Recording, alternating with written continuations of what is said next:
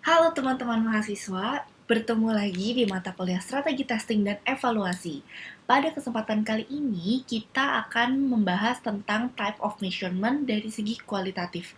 Jadi kenapa sih pengukuran itu penting banget dilakuin? Selain kalian melakukan evaluasi dan coba testing A/B testing di setiap komunikasi campaign kalian juga perlu melakukan pengukuran.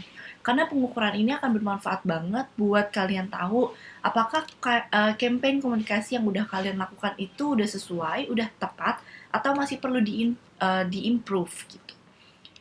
Nah, untuk memulai mata kuliah atau kelas hari ini, kita mulai dengan quotes ini. Quotes ini ada baiknya kalian selalu tanam dalam kehidupan sehari-hari, dalam dunia kerja nanti. When you're curious, you find lots of interesting to do. Ini tuh selalu hal yang selalu aku juga kasih tahu ke tim aku kalau misalnya mereka yang baru fresh graduate terus masuk atau intern masuk. Yang paling penting dari kalian adalah curiosity. Karena kalau kalian udah curious, kalian pingin tahu the reason why. Kalau kalian udah pingin tahu reason why-nya, kalian akan secara automatically akan nyari gitu. Akan nyari ini tuh sebabnya apa, ini tuh hasilnya apa gitu. Dan itu adalah salah satu um, bukan skill kali ya, salah satu fundamental yang perlu ditanamin ke diri kalian supaya kalian bisa jadi better marketers. Nah, seperti biasa, kita selalu membagi mata kuliah ke 2 atau 3 subtopik. Hari ini 2. Yang pertama itu definisi dan implikasi kualitatif research. Yang kedua, ragam uji dan pengukuran. Kita mulai dari yang pertama, definisi dan implikasi. Definisi, pertama kita mulai dulu dari bigger picture-nya. Apa sih marketing research itu? Marketing research is the systematic and objective process of generating information to help you make marketing-related decision. As I said earlier, kalau misalnya kita ngadain research, itu bagus banget untuk tahu apakah komunikasi campaign yang kalian lakuin itu tuh udah benar, atau masih perlu diimprove, atau emang ternyata kalian menerapkan strategi yang totally wrong gitu, yang salah banget. Jadi kalian perlu change direction atau change strategy. Nah, why we do research? Ada two basic domains of research actually. Pertama ada problem identification, kedua ada problem solver. Jadi kalau kalian misalnya nge-research, kalian udah punya komunikasi campaign, terus kalian ngeliat hasilnya kok kurang efektif ya, target atau KPI-nya nggak achieve. Nah, di situ kalian bisa cari problem identification-nya di sana gitu. Atau misalnya problem solver, misalnya kayak kalian ngelihat ada needs di masyarakat yang belum terpenuhi nih, ada gap komunikasi atau communication gap yang terjadi antara produk kalian dengan apa yang dipahami sama audiens kalian. Nah, kalian cari reasonnya kenapa. Nah, itu akan ke tipe domain research yang problem solver. Jadi kalau misalnya dikasih contoh, problem identification itu kalian juga bisa cari market potential tuh kayak apa, market demand-nya kayak apa, atau market share kalian tuh sekarang udah berapa. Terus karakteristik setiap industri kan akan berbeda-beda. Misalnya, kalau kalian terjun ke industri skincare, even sama makeup, itu akan nature atau behavior industrinya akan berbeda banget. Nah, itu yang kalian perlu tahu atau pahami. Di situ carinya di problem identification bagian market characteristic. Terus brand image kalian gimana, sales kalian kayak gimana, business trends kayak gimana. While on problem solver, contohnya kayak misalnya kalian mau segmentasi. Nggak kayak yang pernah aku mention di kelas-kelas sebelumnya, satu produk atau satu jasa itu nggak mungkin appeal to everyone. Even Indomie yang semua orang suka, yang Indomie seleraku, itu pun masih ada yang nggak suka gitu. Tapi kalian untuk growing the business, kalian harus dapat segmentasi yang tepat, yang sesuai sama yang memang bisa beli produk kalian gitu. Terus ada juga product research, misalnya kalian mau menuhin demand di market, pricing research, promotional research, gitu contohnya. Kapan sih kalian ngadain research? Di sini sih aku pakai grafik business cycle atau product cycle. Jadi kalau product cycle itu kan ada product development, ada introduction, growth, maturity, sampai dia decline over time. Hopefully sih produk kalian gak decline-decline ya kalau nanti udah kerja. Tapi kalau misalnya kita terapin ini di marketing campaign juga bisa gitu. ada kan campaign development, terus udah mulai stage awareness dari campaign itu sendiri, terus campaignnya udah mulai menghasilkan, terus ternyata campaignnya udah automatically berjalan, sampai ternyata udah turun lagi, hype-nya udah nggak ada. Nah, di setiap step itu, kalian selalu ada yang research. It's like, bukan gradual ya, continuous sih sebenarnya, dan design the research. Kenapa penting? Karena ketika product development misalnya, atau campaign development, kalian perlu ngadain research. Sebelum matengin strategi dan taruh eksekusi dan tim untuk mengeksekusi campaign yang kalian rencanakan, baiknya di research udah bener belum sih strategi yang gue pakai, udah bener belum sih platform atau channel yang gue pakai, udah bener belum set objektifnya itu sesuai sama business needs gitu. Terus ketika awareness atau introduction terhadap campaign atau introduction terhadap produk itu juga tetap butuh research. Kenapa? Karena kita mau tahu market acceptance-nya tuh kayak gimana, seberapa produk ini diterima, bener nggak sih potensialnya tuh kayak yang kita udah kalkulasi sebelumnya gitu. Is there any negative sentiments towards these products? Nah, terus growth, ketika growth, pasti namanya bisnis dia mau selalu ROI-nya selalu lebih tinggi dan lebih tinggi lagi. Growth itu pasti research tentang gimana caranya improve ROAS kalian, ROAS, atau improve ROI kalian. Dan di mature sama decline juga demikian. Kalau decline sih lebih kenapa produk ini sekarang decline, inovasi apa yang dibutuhkan. Dan it's subtle kalau misalnya di setiap step kalian selalu butuh research, whatever the research is gitu. Research approach, getting started. Pertama ada explorative research. Jadi kalau misalnya kalian tipe research yang sebenarnya nggak tahu nih mau apa, cuman udah tahu ada needs di market terhadap kategori A gitu, tapi nggak tahu mau solvingnya kayak gimana, then you guys do explorative research. Jadi kalian misalnya ngadain interview atau observasi ke market, target audience kalian, terus kalian in-depth interview, tanya jawab yang mendalam, yang tahu tentang marketnya tuh sebenarnya butuh apa gitu. Terus describe audience environment dengan cara descriptive research. Jadi misalnya kalian udah punya produk, terus produknya kayak gimana nih? Produknya misalnya skincare deh, misalnya produknya skincare. Terus kalian describe apakah produk ini tuh udah sesuai dengan market yang kalian tuju. Terus kalian ngadain research ke target market kalian, minta dia elaborate produk ini tuh kalian ngertinya produk ini serve what purpose gitu. Jadi kalian tahu positioning produk ini di target market tuh kayak apa. Itu descriptive research. Terus identifying the relationship atau causal research kita bilangnya. Ini tuh kayak research sebab akibat. Misalnya contohnya kayak lagi pandemi kayak gini ya. Ada hal-hal yang atau nature atau behavior yang berubah banget dari ibu-ibu Indonesia dan dari semua orang di Indonesia sih sebenarnya, atau di dunia. Nah, itu tuh kita bisa cari tahu tuh sebab akibatnya tuh ada apa gitu dengan cara causal research. What is qualitative research?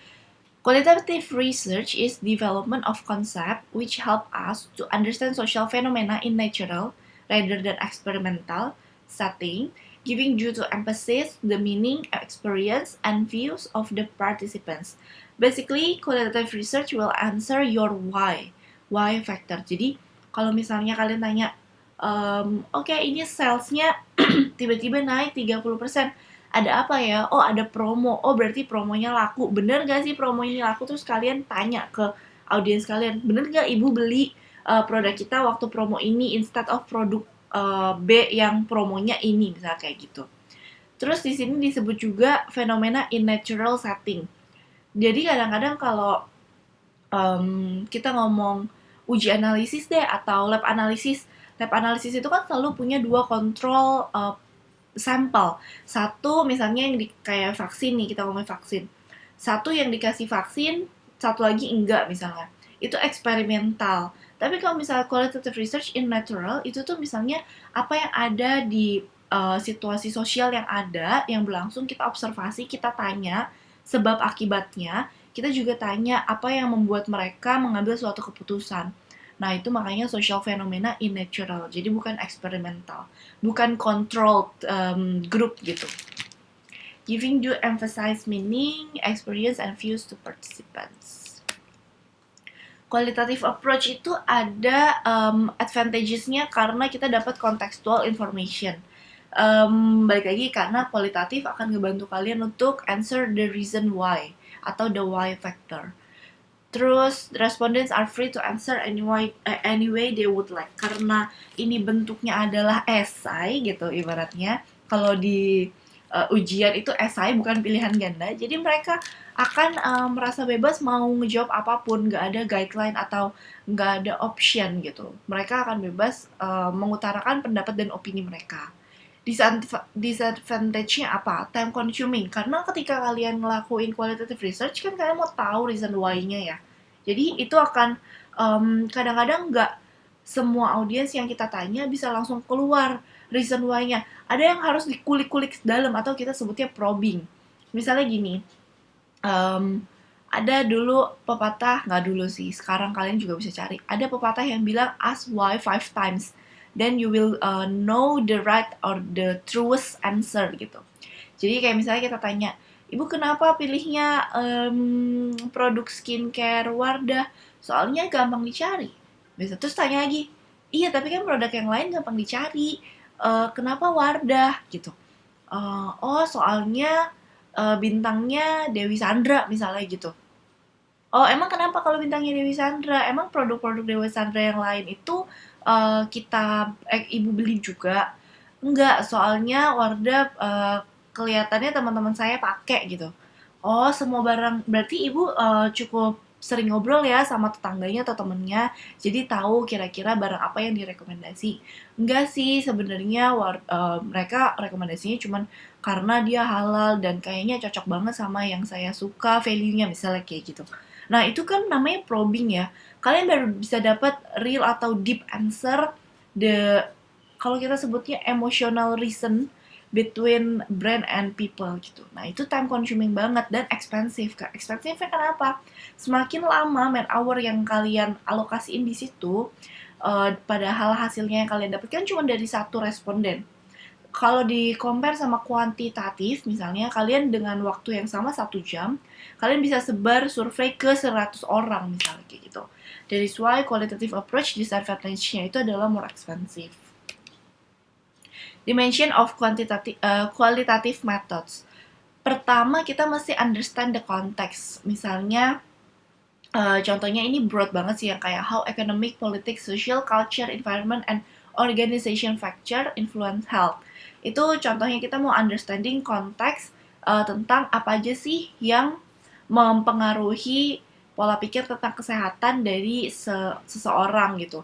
Apakah ada faktor ekonomi, apakah ada faktor politik, faktor sosial budaya, atau environment, atau organization gitu. Misalnya dia kerja di departemen kesehatan, makanya dia sekarang mindsetnya harus hidup sehat banget, misalnya kayak gitu. Mesti kita understand the context atau background between the audience. Understanding people. How people make sense of their experience of health and disease. Ini contohnya gini, misalnya kalau kalian mau paham tentang organik kan hal yang baru ya Bu di Indonesia. Menurut Ibu organik itu apa sih gitu? Jadi ini pernah banget kejadian di aku ketika kita ngadain qualitative research. Kita taunya organik adalah hal-hal yang tidak menggunakan pestisida, tidak menggunakan GMO atau growth hormone dalam setiap prosesnya, maka menghasilkan produk dengan sayur atau buah yang kurang cantik karena nggak ada pestisida, jadi pasti ulet makan, atau misalnya nggak ada growth hormone, jadi mungkin bentuknya kecil-kecil gitu. Tapi ketika kita tanya sama orang, ibu kenapa beli produk organik, atau menurut ibu produk organik tuh gimana? Mereka bilang, itu produknya yang bagus-bagus, bersih-bersih, dia bilang kayak gitu. Nah itu kita akhirnya mengerti orang itu tuh punya understanding yang salah tentang organik misalnya. Nah dari situ kita berarti dapat insight tuh, you know what, where or how you start to build education of organic gitu kan. Terus understanding interaction, how the various actors involved in different public health activities interact with each other. Misalnya kalian mau tahu nih, seseorang atau seorang ibu membeli produk organik itu pengaruhnya dari mana sih? Apakah iklan, apakah temennya, apakah saudaranya, apa ibunya, keluarganya yang bilang gitu. Nah, itu juga kita akhirnya tahu nih, kenapa sih misalnya peer pressure tuh ada, kenapa peer pressure itu mempengaruhi mindset atau decision makingnya si ibu, misalnya kayak gitu. Nah, ketika kita menanyakan dan fokus ke hal itu, kita sebutnya quantitative method dengan tujuan mengerti interaksi atau hubungan dari satu relasi dengan relasi lainnya. What is qualitative data? Jadi qualitative data itu biasanya bentuknya bukan numeric, tapi lebih konteks, lebih sentence, atau kalau kata-kata yang langsung disebutin sama audiensnya itu kita sebut verbatim. Data that are not easily reduced to numbers. Jadi nggak bisa di quantify, kita sebutnya biasanya. Data that are related to concept, opinion, values, and behavior of people in social context. Jadi, qualitative data ini akan memberikan kalian konteks kenapa seseorang melakukan sesuatu. Apa yang orang mengerti tentang suatu hal gitu. Jadi, give you the reason why. Transcript of individual interviews and focus group, field notes from observation of certain activities, copies of documents, audio of recording.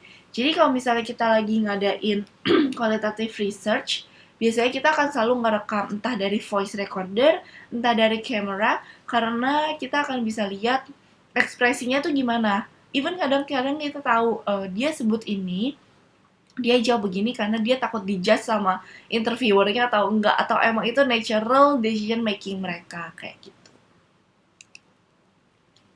Fokus on qualitative question. Jadi ketika kalian ngelakuin qualitative research, kan kalian akan ngedesain dulu question-questionnya kayak apa, supaya terstruktur dan nggak ngalor ngidul gitu nanti ketika interview atau observasi gitu kan. Nah, ini fokus-fokus yang kalian harus make sure dapetin ketika ngelakuin qualitative research. Pertama, experience. Misalnya kalau kalian nanyain, what was different in parenting style now and then? Jadi kalian nanya experience atau pengalaman mereka tuh gimana based on their own reflection, nggak berdasarkan orang lain, nggak berdasarkan ibu mereka atau keluarga mereka yang lain, tapi mereka tanya yang mereka alami sendiri tuh kayak apa.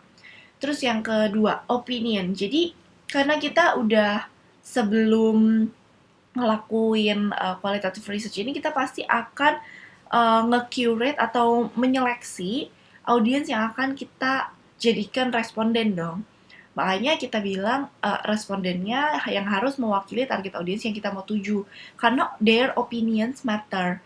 Contohnya misalnya kalau kita tanya kemarin, what do you think of atau about organic milk?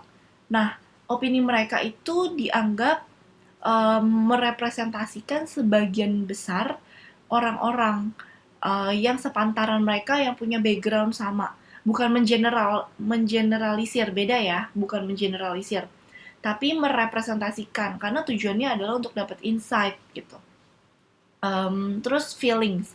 Contohnya gini, kita boleh banget nanya ketika di qualitative research, when you give your kids organic milk, how does make you feel? Karena at the end of the day, ibu-ibu atau orang pada umumnya itu tuh mengambil keputusan based on emotion, nggak selalu rational. Jadi sometimes product would love to get involved with their feelings.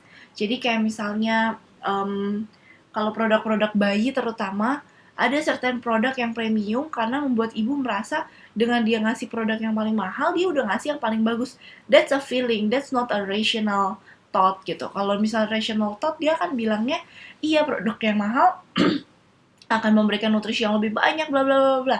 Walaupun belum tentu sebenarnya anak tuh butuh nutrisi yang banyak gitu. Mereka butuh nutrisi yang cukup, bukan banyak gitu. Therefore, we said that we would like to know their feelings as well gitu. Karena emotion bonding antara brand sama audiens itu akan sangat berharga untuk sebuah brand sih. Terus knowledge.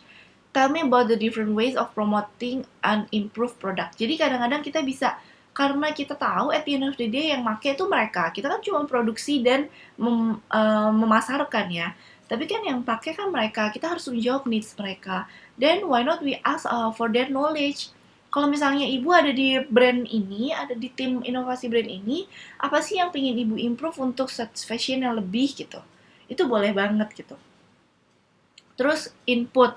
Mirip sama knowledge, kalau ini tuh contohnya kayak if you were a brand manager, what would you improve from this product? Jadi kita juga mau tahu sebenarnya ibu tuh berharap apa sih dari sebuah brand gitu. Supaya baik lagi ada bisa tighten the relationship between si ibunya atau si audiensnya dan brandnya gitu. Key learnings dalam kualitatif, ragam uji dan pengukuran. Jadi basically atau yang cara paling mendasar ngelakuin qualitative research itu ada 4 di sini. Observasi, interview, focus group, discussion, dan other method.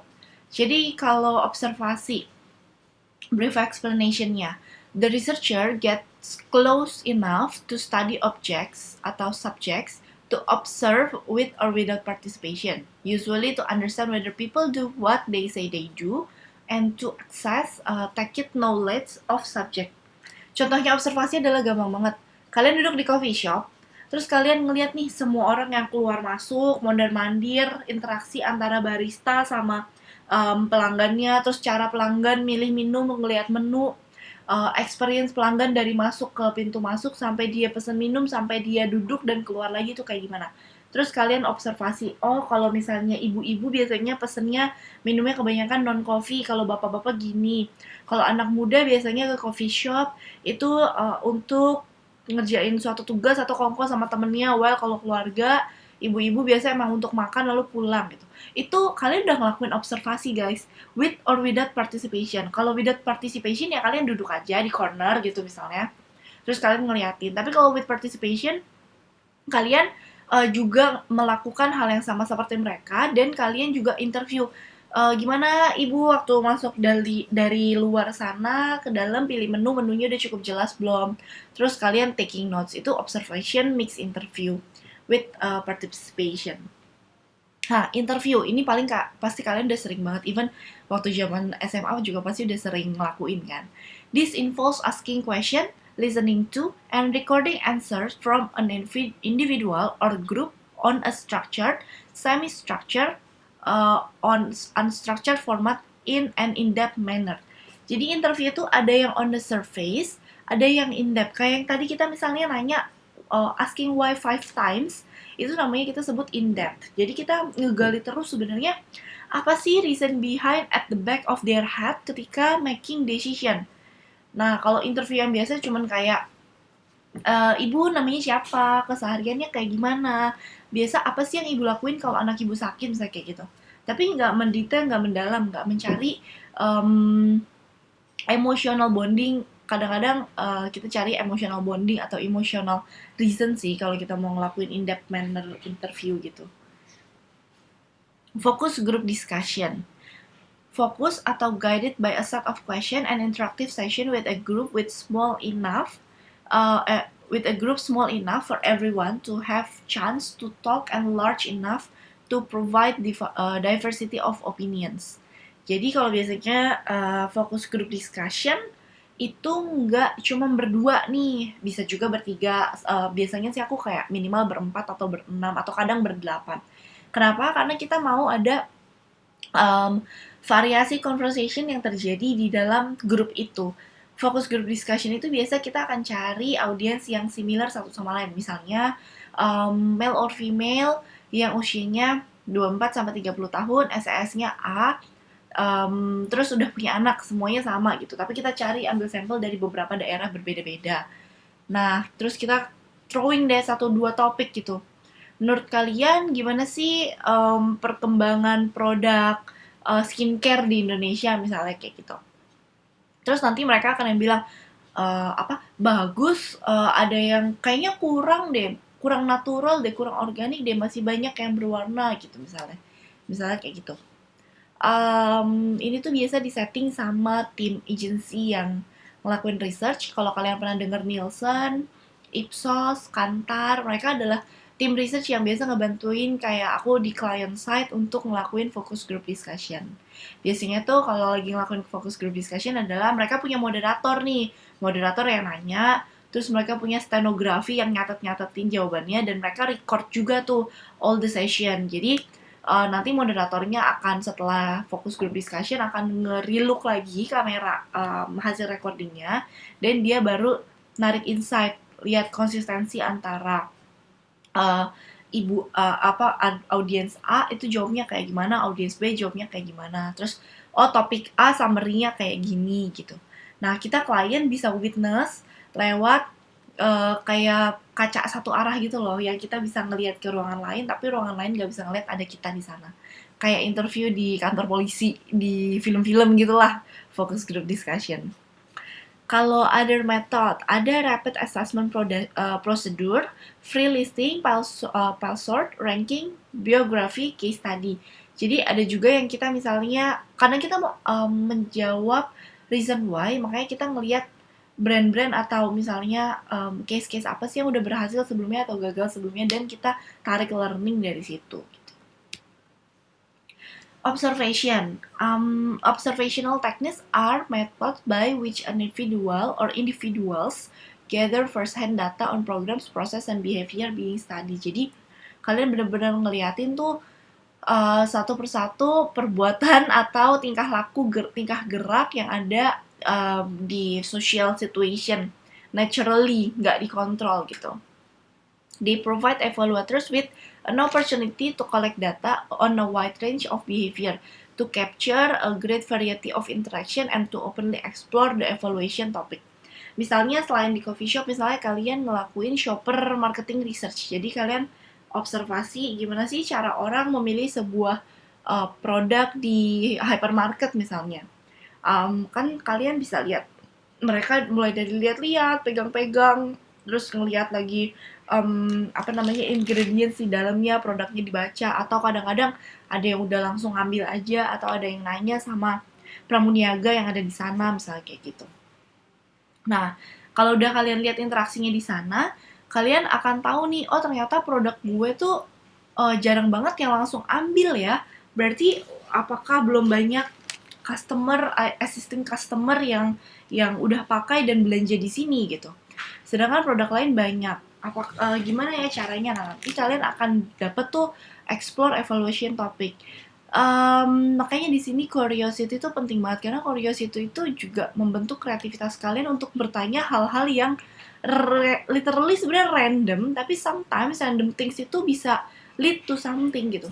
Siapa yang pernah penasaran kenapa orang kalau ke ale snack biasa mereka wandering dulu ke jalan mondar-mandir baru ngambil misalnya gitu. Itu pertanyaan-pertanyaan yang mungkin terkesan basic atau sometimes orang yang nggak ngerti bahkan bilang it's a stupid question, but it's not. Jadi hal-hal yang kayak gitu, yang curiosity yang kayak gitu tuh yang ngebentuk kalian dapat topik untuk dievaluasi, dan itu akan berguna banget untuk produk kalian. Jadi always asking why gitu. Benefit, able to develop a holistic perspective. An example, an understanding of the context within which the project operates. Jadi kalian tahu nih, oh kenapa sih orang kok udah banyak yang ngeliat, tapi kok taruh lagi nggak ada yang akhirnya beli. Oh mungkin desain kita menarik, tapi ternyata ingredientsnya banyak yang belum sesuai sama yang mereka cari. Instead mereka ngambil produk yang ini gitu. Nah kita bisa dapat holistic perspective, kita bisa dapat the whole journey si customer itu waktu decision making. This may be especially important where it is not the event that is of interest, but rather how that event may fit into or be impacted to a sequence of events. Observational approach also allow the evaluator to learn about things the participant or staff may be unaware of, or that they are unwilling or unable to discuss in interview or focus group. Jadi kadang-kadang ada hal yang audience atau staff gitu, dalam hal ini staff, lakuin itu autopilot, bahkan dia nggak sadar kalau dia ngelakuin itu, tapi dengan adanya observasi kita akhirnya tahu, oh ternyata behaviornya dia tuh kayak gini. Ntar kita akhirnya cari tahu kenapa ya, apa yang membuat mereka tuh nggak sadar ngelakuin ini, dan apa yang bisa mengubah habit mereka gitu. Terus di sini itu kan kalau kalian observasi berarti kan nggak dikontrol environment-nya, nggak kalian buat environment-nya natural. Jadi makanya kalian tahu nih, oh dampaknya A bisa ke B bisa ke C gitu, di natural social situation-nya. Terus yang terakhir, useful for formative and summative evaluation. Observation. The protocol goes beyond a recording of event.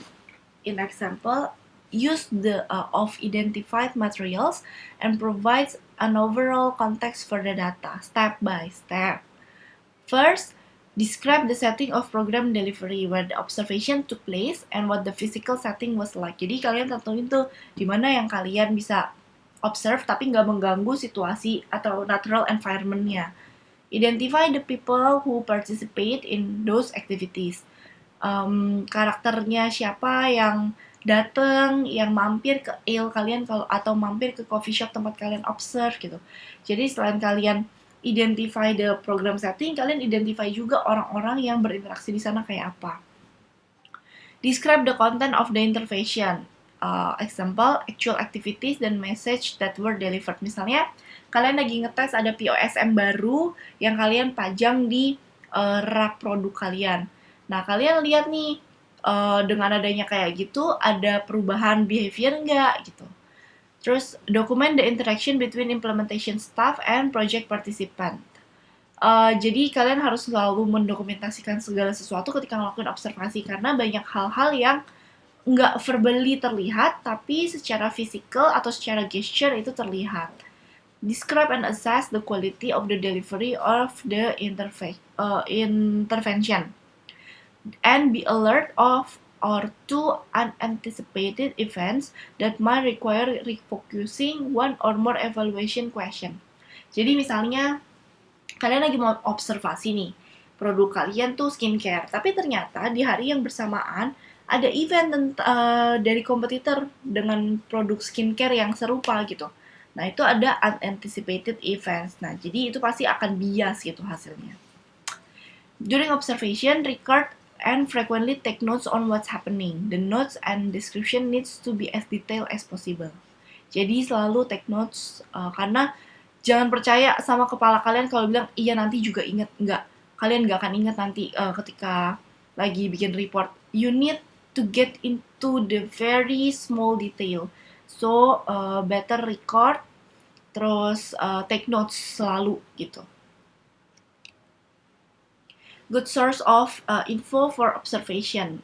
Seperti yang tadi udah dibahas di sebelumnya, ini mirip juga, settingnya kayak gimana, human atau social environment-nya kayak gimana, project implementation activities-nya mau kayak gimana, what goes on the live in the project, various actor-nya ada siapa aja, resource-nya nanti mau siapa aja, terus native language of the program.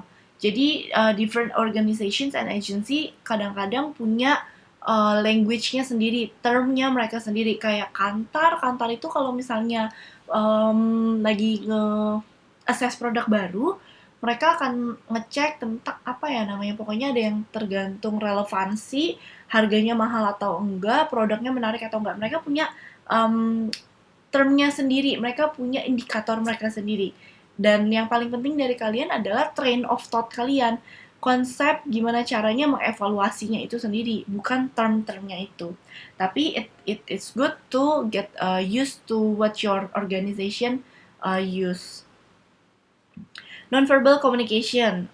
Nah, makanya kayak yang tadi dibilang, nggak semua hal yang terlihat di observasi itu bentuknya verbal. Ada yang non-verbal gesture contohnya. Itu yang kalian harus tangkap juga. Notable non-occurrence. Determining what is not occurring, although this expectation is that it should be occurring as planned by project team or nothing absent in some particular activity or factor that is noteworthy and will serve as added information. Contohnya kayak ada anticipated event. Itu kan bukan sesuatu yang emang by default ada di situ terus gitu. Jadi itu bisa di take notes, makanya ada bias di hasil observasi kalian misalnya kayak gitu. Yang kedua, interview.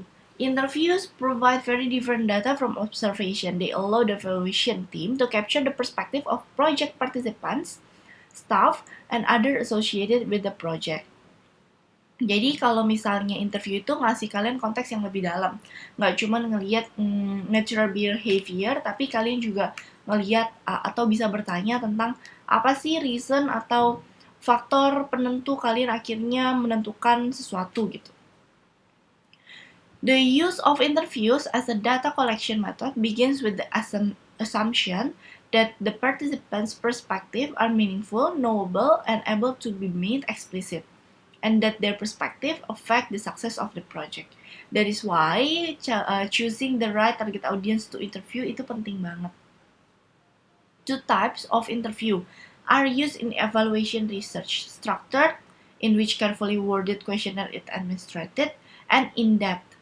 Jadi kalau misalkan structure itu kalian udah ada list of question, nanti setiap kali kalian tanya, dia jawab, kalian catat gitu. Tapi nggak asking why you answer that atau why would you do that berkali-kali gitu, berlayer-layer. Kalau udah mulai berlayer-layer itu namanya in-depth interview, karena kalian ngegali hal yang lebih dalam lagi dari alasan gitu. Si in-depth interview ini biasanya akan based on interesting comments dari audiensnya. Karena interesting comments mereka akan unlock atau ngebuka hal-hal yang bisa kita evaluasi lagi lebih lanjut gitu. Makanya kalau misalnya cari audiens untuk interview, mesti cari yang bisa mengartikulasikan reason mereka, mengartikulasikan diri mereka. So one time aku pernah observasi, interview, in-depth interview, tapi ternyata tim research aku salah milih target audience. Audiensnya itu kalau misalnya interview yang lain aku bisa ngelakuin dengan question structure atau guideline yang sama selama 1 jam, sama ibu ini cuman 10 menit udah selesai semua, karena mereka jawabnya karena nggak bisa berartikulasi, mereka cuma jawab iya pokoknya kayak gitu gitu. Jadi nggak bisa mengartikulasikan, disitulah interview kita atau kualitatif research kita gagal, karena kita nggak bisa dapet risetnya gitu. Nah, ini in-depth interview. Menurut Loveland and Loveland, in-depth interview is a dialogue between a skilled interviewer and interviewee. Its goal is to elicit rich, detailed material that can be used in analysis. Di sini moderator atau interviewers itu berperan penting juga. Selain mesti punya target audience yang artikulatif, interviewernya juga nggak boleh yang hobi ngomong sendiri. Kadang-kadang kan ada orang interview terus dia membantu melengkapi kata-kata audiensnya, itu nggak boleh. Harus semuanya keluar dari mulut audiensnya. Jadi kalau dia lama lagi mikir, tungguin aja gitu. Jadi kalian di situ selain untuk memancing atau probing, kalian di situ untuk mendengarkan. Gitu. Such interviews are best conducted face to face, although in some situation telephone interviewing can be successful. Kayak lagi masa pandemi gini, kita tetap ngelakuin ada research kan, tapi nggak bisa home visit lagi, nggak bisa face to face lagi, soalnya takut COVID. Makanya kita ngelakuin video call interview, walaupun kadang-kadang koneksi jadi kendala sih gitu. In-depth interviews are characterized by extensive probing and open-ended question. Jadi pertanyaan itu nggak boleh yang udah ada pilihannya atau pilihan ganda. Typically, the project evaluator prepares an interview guide. Ini yang kalian prepare sebelum kalian ngelakuin interview, supaya kalian tahu poin-poin apa yang pengen kalian dapat. Terus, includes a list of questions or issues that are to be explored and suggested prompts for following up on key topics. The guide helps the interviewer pace the interview and make interviewing more systematic and comprehensive. Supaya nggak ngalor ngidul, itu aja sih intinya. Karena kadang-kadang kalau kalian udah nanya, misalnya nanya suatu hal, nanya topik A, terus kalian tanya lagi kenapa, itu kan akan jadi besar banget, topiknya jadi wide banget, dan punya tendensi untuk jadi melenceng dari apa yang ingin kita dapat. Discussion guide atau interview guide ini akan membantu kalian untuk nge-structure kalian tuh akan kemana gitu. Mau mencari insight apa. FGD. FGD use the group interaction to generate data and insight that would be unlikely to emerge without the interaction found in a group. The technique inherently allows observation of group dynamics, discussion, and first-hand insight into the respondents' behavior, attitudes, language, etc. Benefit of having FGD: identifying and defining problems in project implementation, identifying project strength, weakness, and recommendation, assisting with interpretation of quantitative findings, obtaining perception of project outcomes and impact, and generating news idea. new ideas. Karena kalian ngomongnya itu di grup, di sebuah grup, jadi pasti punya opini yang berbeda satu dengan yang lainnya, dan mereka pasti akan berusaha untuk meresonate atau membuat atau menjustify opini yang mereka keluarkan dibanding dengan yang temen satu grupnya itu keluarkan. Nah, dari situ akan muncul interesting comment yang bisa kalian gunakan untuk generate new idea. Gitu. You can choose from 3 types of focus group. Although the last type is far more typical for marketers, all three are useful for marketing research. Exploratory focus group, jadi help you guys define research problem. Jadi kadang-kadang ada yang nggak tahu problemnya tuh apa sih, masih ngawang-ngawang banget. Gue cuma tahu gue punya produk ini, tapi ini bisa bantu solve problem apa ya? Itu kalian namanya explore. Jadi kalian benar-benar explore any possible way. Biasanya sih buat concept testing. Terus clinical focus group can probe deeply into participant psyche and reveal subconscious motivation for their behavior. Jadi kalian udah punya hipotesis kali ya sebut ya. Udah punya hipotesis terhadap ibu ini making decision ini karena ini. Nah, kalian itu di fokus group itu kalian ngetes lagi lebih lanjut. Bener gak sih? Kenapa iya? Kenapa enggak? Kenapa kayak gini? Kenapa kayak gitu? Kalau ada faktor variabel A masuk gimana? Faktor variabel B masuk gimana? Gitu. Jadi kalian akan ngetes secara emosional apa sih yang membuat mereka decide something. Experience focus group can reveal product or brand usage, attitudes, and belief. Kadang-kadang ada juga, kalau kalian pernah denger ada Febris deh kalau nggak salah namanya. Nama brandnya Febris di luar negeri. Itu tuh kayak, kalau di kita kayak By Fresh gitu. By Fresh untuk pengharum ruangan. Dia ngadain qualitative research gitu. Itu tapi experience focus group tipenya. Jadi orang itu mengobservasi keseharian ibu-ibu tuh gimana dan kapan produk itu dipakai. Awalnya si Fabris ini mengkomunikasikan produk mereka yang kayak By Fresh itu sebagai initial step sebelum ibu-ibu membersihkan.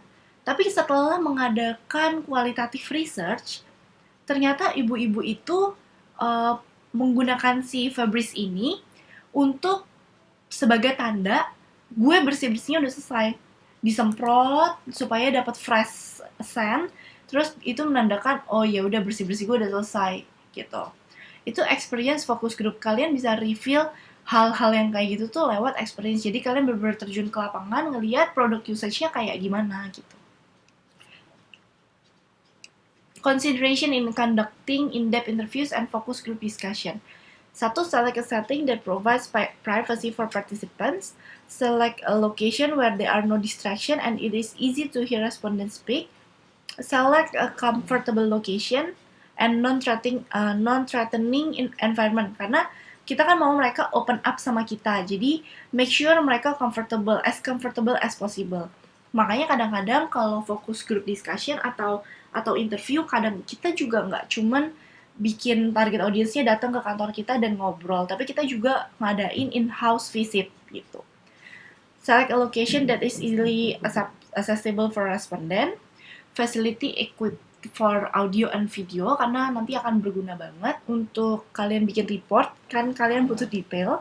Stop telephone or visitor interruption. Jadi even kalau kita mau ada pertanyaan tambahan, kita harus kayak nulis post-it gitu loh, kasih ke moderator. Jadi nggak boleh kita yang langsung nanya atau kita masuk langsung ke ruang focus group discussion atau interview, karena nanti akan mengganggu gitu. Provide sitting arrangement that encourage involvement and interaction. Jadi jangan punya sitting arrangement tuh yang berlayer ke belakang. Better kita circular, misalnya jadi semua orang bisa bertatap muka. Nah, kurang lebih itu tuh yang kita lakukan untuk misalnya ngelakuin qualitative measurement. Dari qualitative measurement yang ada, kita bisa dapat learning atau insight what we do right, what we do wrong. Then we can use that to enhance our marketing communication. Afterwards, we'll improve our ROI and ROAS gitu. Semoga paham ya, semoga penjelasan aku jelas. Kalau misalnya nanti ada pertanyaan, feel free to ask in our face-to-face session.